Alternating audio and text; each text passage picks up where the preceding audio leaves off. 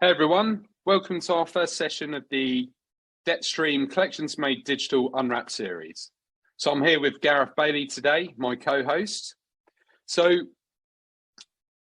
as we get started, as many of you may know, we used to run a virtual coffee break session last year and the year before, which started around March 2020 at the start of the pandemic.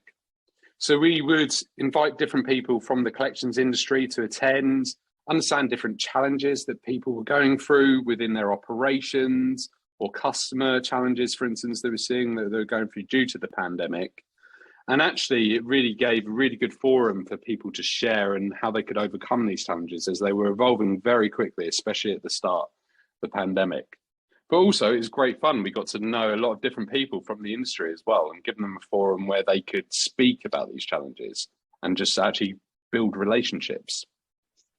So I guess what we actually tried to do within that forum, like we said, was because the pandemic, give a clear space for people to come together, and it worked really well. But it was one of those elements we've actually been on hold for a few months, haven't we, Gareth? Yeah, we have, and I think what we wanted to do is understand how we could build on the success of the coffee breaks, because like you say, they were brilliant and they worked and they were very effective in that time and place, but really relaunched something that was more expansive and had some other elements. So I guess that's why we decided to relaunch with I think what you could say is a very snazzy title, DebtStream Collections Made Digital Unwrapped. I don't know who came up with that name. Martin? Probably you. It wasn't myself. I think it was one of our fabulous marketing team members. Yeah, probably. But the new format, I guess, is going to be a series of episodes. It's going to be covering talks with the DebtStream team. Just a reminder, we should probably let the team know. With people across the industry, it'll be one-on-one. Also, we're going to keep the coffee break forum because that worked really well. We'll have webinars, interviews, giving more insight into DebtStream, our insights into the industry, but also a bit more about us as a business, where we've come from, and where we're going. So really exciting to launch the new episodes. No, it's brilliant. It's going to be really interesting to get these out there, and I think the big thing for us, we just want to continue to add value to the industry, but giving different forums where the collections industry's voice can be heard. Us as a business, we can continue to learn what is needed in the industry, what pains are within the industry as well, and how us as a business, as a technology supplier, can continue to support the industry as we evolve and move forward. But we had a busy 2021, Gareth, I guess, as well. Yeah, I mean, I guess lots of businesses had busy 2021s managing the pandemic and all the change, but I guess for us, a few of the key call outs would be we closed our funding round. That was big news for us. So thanks to all our investors, if you're out there listening. Our investors are fantastic, helping us, continuing to support us to accelerate and grow. I think one of the other big areas is we've grown a fabulous team across, lots of different sectors and areas, across sales, marketing, product development, implementation. So we've really developed and grown as a business, back end of last year and early this year. So loads of exciting stuff going on. And I guess with our great new team on board as well, they've been really busy because we've not slowed down. We've continued to onboard new clients ourselves, exciting new clients that we're working with, some that we're in project now that are actually launching great new lending propositions to the UK, for example.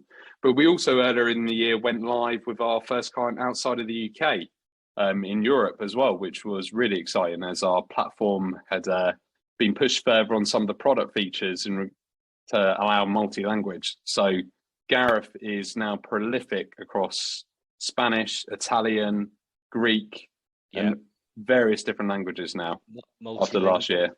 Yeah, multilingual. I've impressed myself, but yeah, brilliant. It's been great. But so any challenges anyone has with translation, we ship them over to Gareth and he'll be able to handle that for you. It's an added service now that we're offering as DebtStream. Yeah. But I guess another thing as part of that, which has been really crucial, is we've of course had our brilliant investors on board, our great team, are the partnerships. So existing partnerships that we've had in place, and we continue to expand and create new exciting partnerships as well.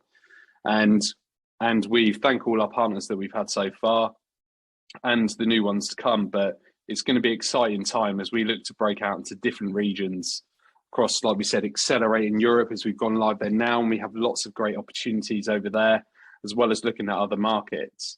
But as part of facilitating that, as we're continuing to accelerate, we've mentioned around like the multi-language, but we've been continuing to work hard on the product. So our development team, our delivery team, as well as other parts of the business and the sales team, getting the real insights from people in the industry.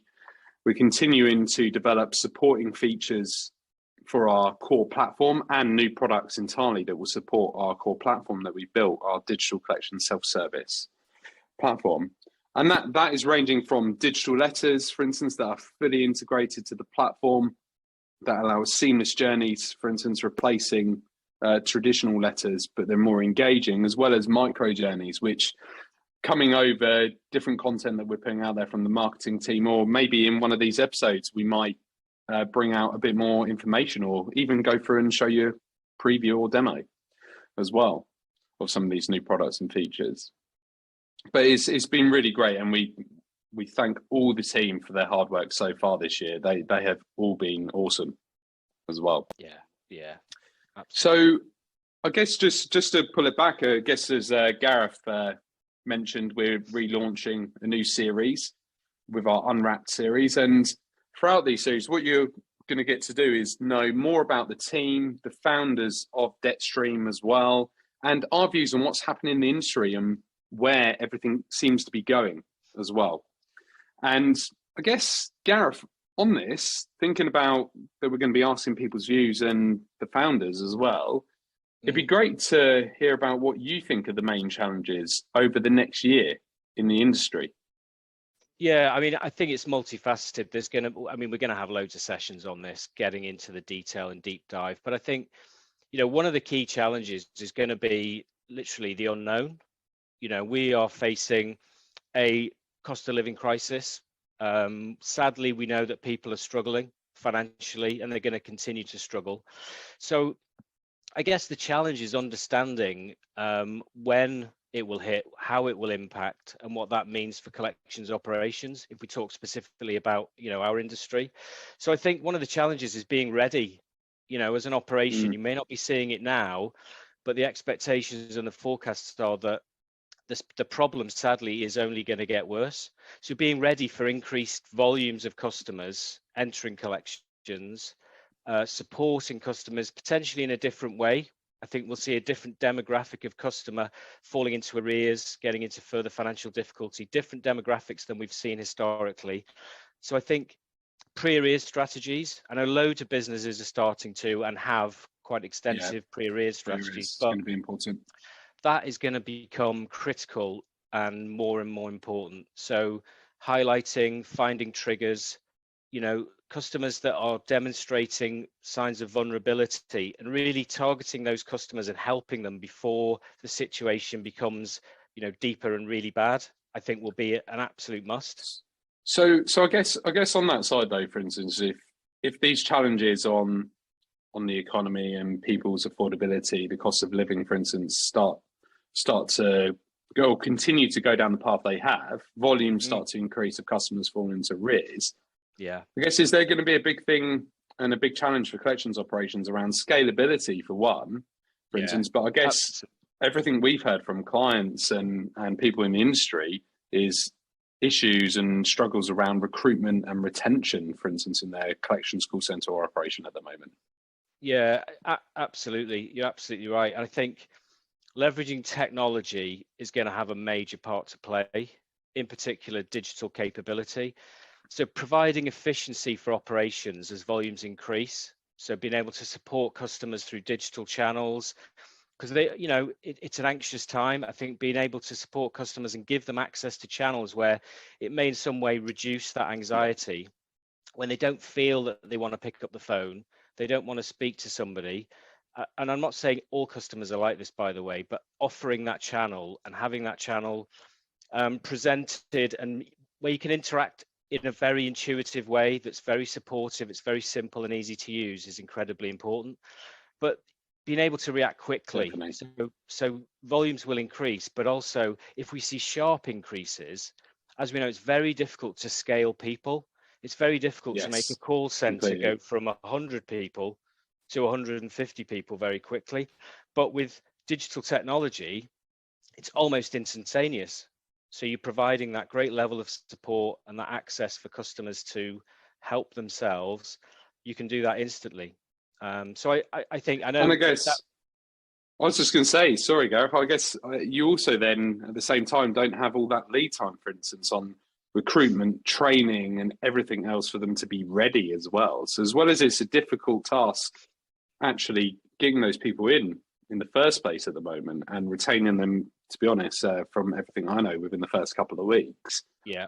Actually getting them to the right point when they're ready to support those customers or have the level of experience to support those customers is actually quite a difficult task in itself.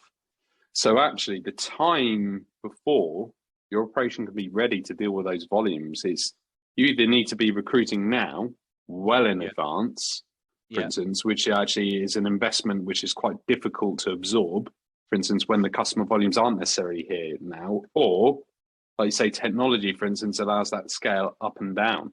Yeah, exactly. And no one's got a crystal ball. Well, they might have a crystal ball, but no one's got a crystal ball that actually works. So we don't actually know when these volumes will hit.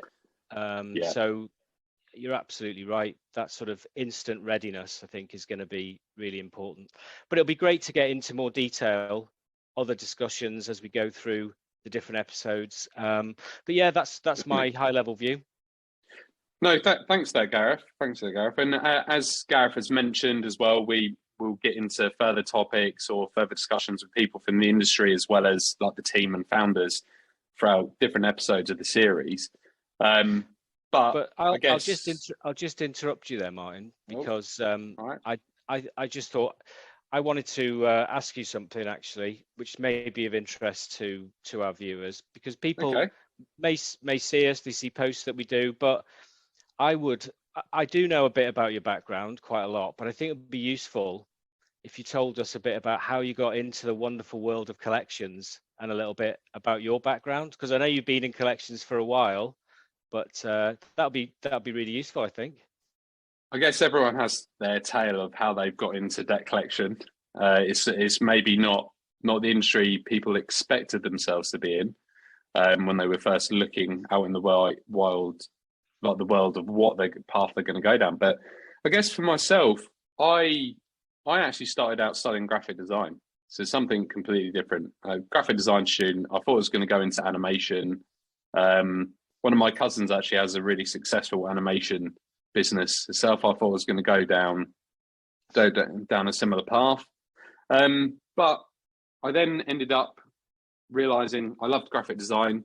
I loved everything around it, and part of it actually early stage was in web development and web design at stage. But I went into advertising, a company called Thomson Local. Some people might know the local directory, looking to break into advertising for themselves, and went for a path within that company that ended up actually working in their digital marketing area, because they had one of the first partnerships with Google as a reseller for their Google AdWords product. And I learned a lot at that point then around driving people through digital marketing, optimizing digital marketing and engagement approaches, and then the actual web platforms that they were landing on for conversion and how best to take them through that journey. And then it got shut down, that area of the business. I didn't know what I was going to do. I was young, living in my first place. I'd moved out from my parents first time at 21. And my friends worked for a company called CapQuest. It was around the corner, a debt collection agency, as I found out. And, everyone needs to pay their bills. So decided to join the business. And funny thing is, actually realised the complication and all the things that go on actually within a collections and recoveries operation. was actually more interesting than I thought it was going to be at the time. As you probably found out in your history, which you can talk about another time, Gareth, as well. But I then ended up going into, started in operations. I then ended up going into the strategy area of the business, where I got to know a bit more about how they engage people and everything like this, for instance, to drive customers' engagements, which started to kind of touch on my previous experience in digital marketing, the approach of that side, and went into customer experience, which was starting to scratch the surface of digital within collections. And then I met you and Leo, our other co-founder, and we built the digital propositions and platforms after Arrow Global had acquired them. So that was kind of my part of Debt Collection, and then I've not stopped since. No, you haven't. We decided to found a business within collections in the collections and recoveries world. You just reminded me, actually. Do you remember when we first started out? I know you've got all of your graphic design background. For some reason, I had a massive issue with like trying to remember this. So when we used to introduce ourselves and talk about our backgrounds, I used to introduce you as having a background in interior design. Do you remember? Yes, you did. And then people used to take it seriously and actually start asking you about cushion and curtain matches. Well, our operations director at the time called me in thinking, oh, you're an interior designer. Great. And asking me about the curtains and everything in his office. So thank you, Gareth. That was a fun time. That was good. That was a fun time. Graphic design and interior design. Yes, there is design within it. Slightly different nuances. No, I just remembered. Fun times. That was good. Thanks for that. That's good. That's really good. No. Thanks, Gareth. It was it's always good to revisit and look at where you've come from as well. But what you don't realise is how all those little elements of where you've come from along your career and life actually build to the experience of what you're doing today. Because all of those experiences, as well as the interior design elements, have been really useful as we've been building out DebtStream. So I guess everyone, just as we've covered a few different areas on this, it's just worth highlighting, like we've mentioned earlier in the talk and this episode, is we will be catching up with different people from the industry as well, whether that's team members, existing clients, or other people from the industry. As some of you may know, we have brought on Ken Stannard, the ex-group CEO of Cabot Credit Management, as our chairman. So you will see him here soon on another episode. It might be one to watch because we're going to have a bit of fun and have Ken grilling Gareth. I don't know if you knew about that, Gareth. I didn't know about the grilling. I knew that the legend that is Ken Stannard will be on one of our next episodes, but I thought it was going to be more of an interview. But you obviously been speaking to him in the background and want to make me look silly, but that's fine. We need to have a bit of fun in our day-to-day work lives. Let's go for it. Now that's good. That's good. So I think that wraps up for our first episode. But thanks everyone for listening. Look forward to bringing you many more episodes on the DebtStream Collections Made Digital Unwrapped. But thanks very much for listening and look forward to catching up again. Thanks everyone. We'll see you soon.